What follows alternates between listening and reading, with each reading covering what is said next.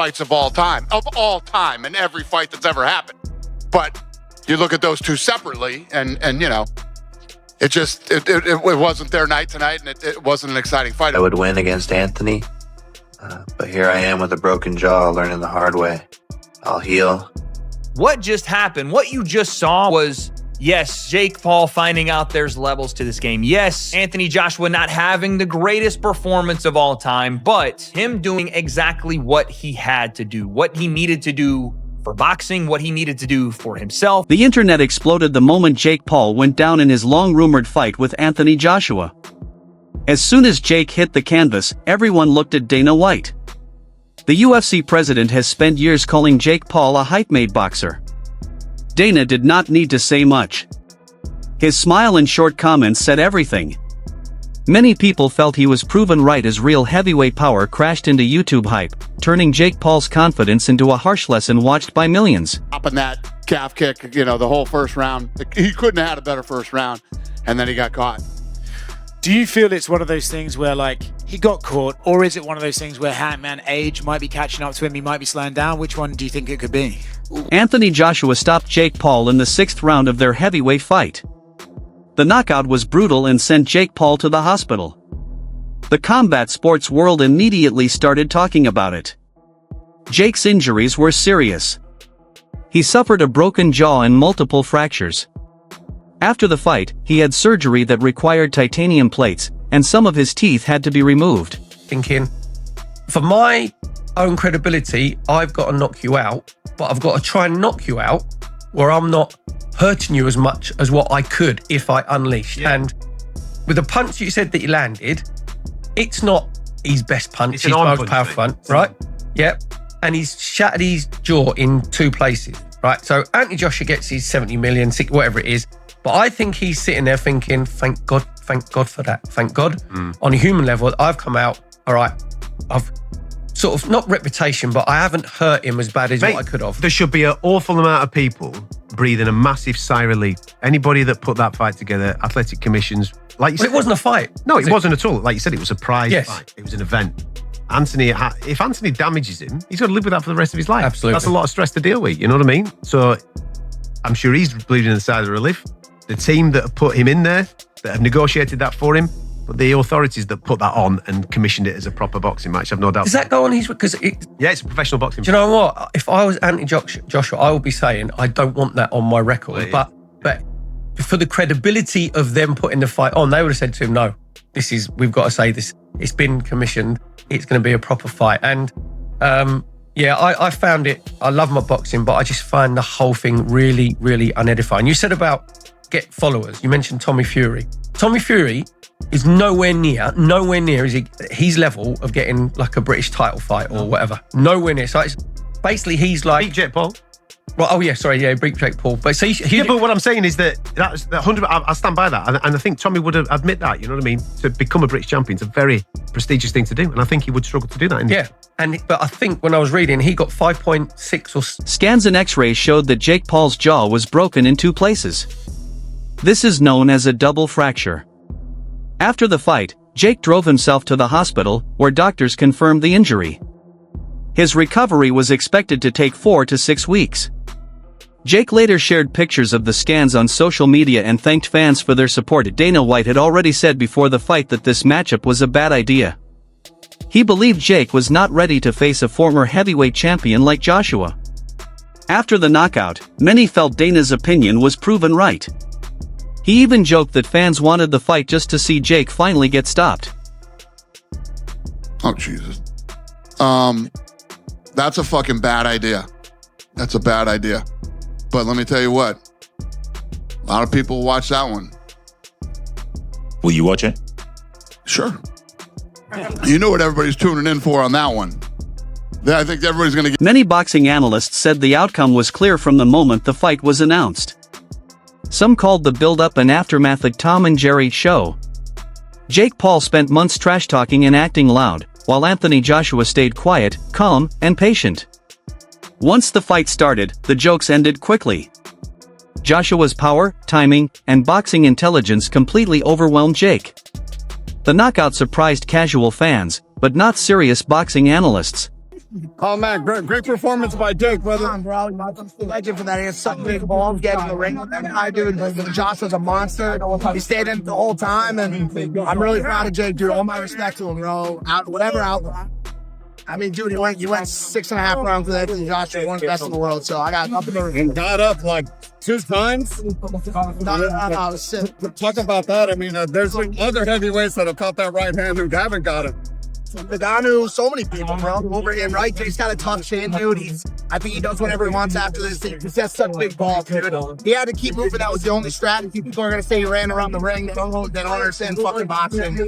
He's showing a ton of heart, right? What's next for Jake Paul? Legendary trainer Teddy Atlas surprised fans by explaining a possible way Jake Paul could have beaten Joshua, even though it seemed very unlikely. Atlas said styles matter in boxing. He believed Jake could use his youth, faster feet, and movement to frustrate Joshua. Atlas suggested constant movement, avoiding exchanges, and throwing a surprise right hand when Joshua overcommits. It would not be exciting, but Atlas said this defensive plan was Jake's best chance in an 8-round fight. Talk about news that broke out, and it's someone that you've always shown respect to, and I've asked you these questions before about Jake Paul. We had a surprise announcement just the other day about him and Anthony Joshua. What was your reaction when you saw that announcement? It shocked a lot of people in boxing. What did you make of that, or what do you make? Jake hasn't made too many mistakes so far, so it got my attention. It got Teddy's attention. He's been growing. He's been growing in the ring. He's been growing outside the ring. He's been growing in confidence. I think that in the Canelo situation, that didn't happen. He was ready to do that. I think if anything else, if nothing else, he's showing you that he truly is believing in himself. And that, he's been a work in progress. He still is. And he's showing you, he's putting his money where his mouth is. Everyone's calling for him to do this, to do that. And, he's always had the advantage with guys that weren't real fighters. They were fighters. They were older fighters. They were MMA fighters. They were this, they were that. They were smaller. They were older. Now he's taking a guy that's bigger, older, but bigger. A real, can't debate if he's a fighter. 2-time heavyweight champ. Coming off, but he's a smart son of a gun. He's a gutsy son of a... I always stood up for him because everyone was saying he was hurting the sport. He wasn't hurting the sport. In some ways, he was bringing interest in a different way to the sport. But The fight, promoted as Judgment Day, was scheduled for 8 3-minute rounds in the heavyweight division. Anthony Joshua was a heavy favorite because of his experience, his height of 6 feet 6 inches, and his size advantage. Jake Paul weighed about 216 pounds, while Joshua weighed around 243 pounds. After a few cautious early rounds, Joshua took control. He knocked Jake down multiple times in the 5th round. Early in the 6th round, around 131, Joshua landed a powerful right hand that dropped Jake to the canvas. The referee immediately stopped the fight. Some people believe in fairy tales. Whoever believed that Jake Paul was going to win, that was an absolute fairy tale. I've got a friend in a group message that said, I just put $20 on Jake Paul to win. I was like, bro, you just wasted your money. There was never a world in which Jake Paul was going to beat Anthony Joshua. It was always a matter of how the fight would end. So I watched all the pundits talking about the fight. Even Rosendo, my boxing coach, I was like, does Anthony Joshua represent boxing? Everybody from that world felt like Anthony Joshua was representing boxing. And as the fight started to go on, first off, he was representing boxing, so they wanted him to get the job done. All right, first and foremost. You can't lose to a guy that's perceived to be a YouTuber, even though today, Jake Paul is more boxer than YouTuber. I've said this time and time again. When you have resources, when you can spend $1 million a year on training camps, housing, food, coaches, this is not recreational anymore. He's a boxer. He's just not a boxer at that level. I ran into his brother in New York City. and I said to Logan, what parameters are in place, Logan? What safeguards do they have to make sure that Anthony Joshua doesn't hurt your brother? He said there are none. He goes, they're going to just straight fight. So in that regard, you got to give credit. Yeah, dropped him. I think he got stopped on his feet, counted out, knocked out, whatever, however you want to call it. It wasn't a bad knockout. It wasn't an El Sparko. He wasn't rendered unconscious, but he got done.